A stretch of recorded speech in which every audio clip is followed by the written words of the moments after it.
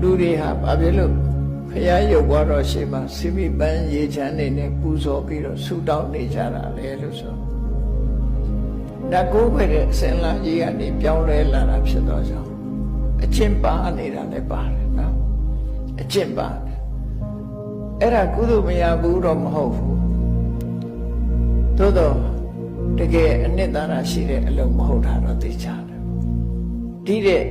အနှစ်သာရရှိတဲ့အလုပ်ကဘာလဲလို့ဆိုရသော်ဘုရားကဘယ်လိုနေရမယ်ဘယ်လိုထိုင်ရမယ်လို့ခေါ်တယ်လေ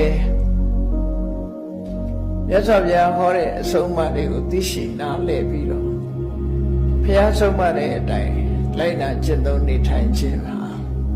အဓိကကြတယ်အဲ့လိုလိုက်နာနေထိုင်နိုင်မှ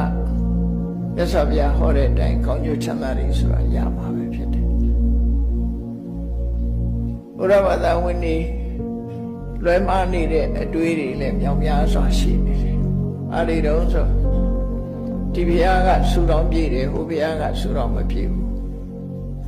ဆူတော်ပြည့်ဘုရားဆိုတာကိုသွားဆူတောင်းလိုက်ရင်ဆူတော်ပြည့်တယ်ဆိုအစွဲလန်းရှိတယ်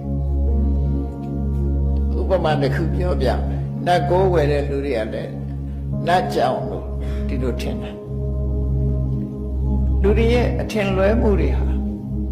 ရှိနေတယ်ဘလို့အထင်လွဲမှုတွေရှိနေတော့ဆိုသစ်ပင်တို့ယောဂဇိုနတ်တွေဘာတွေကိုးဝယ်တဲ့လူတွေဟာတိုက်ဆိုင်မှုလေးတွေနဲ့ဖြစ်သွားတယ်သူတို့ကိုးဝယ်ပြီးဆူတောင်းလိုက်တဲ့အခါဥပမာမဲ့ထီပေါက်ပြရစီပဲလှုပ်လှုပ်တာအောင်မြင်ပြရစီကောင်းတဲ့လူကရောမကောင်းတဲ့လူကရောသွားဆူတောင်းတယ်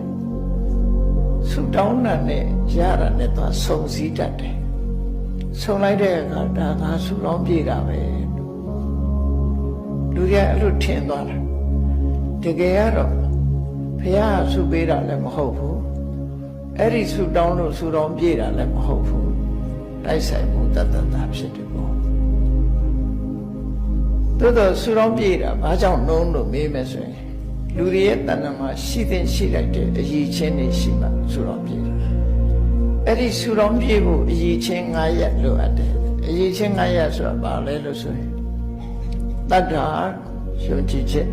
သီလကိုချင်းတရားသုဒ္ဓအကြမ်းမြင်ဘဟုတုတ္တစာကစွန့်လွတ်လှူဒန်းမှုပညာစဉ်းစားဉာဏ်လို့ဆိုရင်ဒီချင်း9ရက်ရှိမှသူကဆူတော်ပြေတာဒီချင်း9ရက်ကိုအကြောင်းပြုပြီးတော့သူလိုချင်တာရတယ်လို့သူတို့ဆိုလို့ဒါအကြောင်းတိုက်ဆိုင်သွားရအဲ့တော့အဲ့ဒီ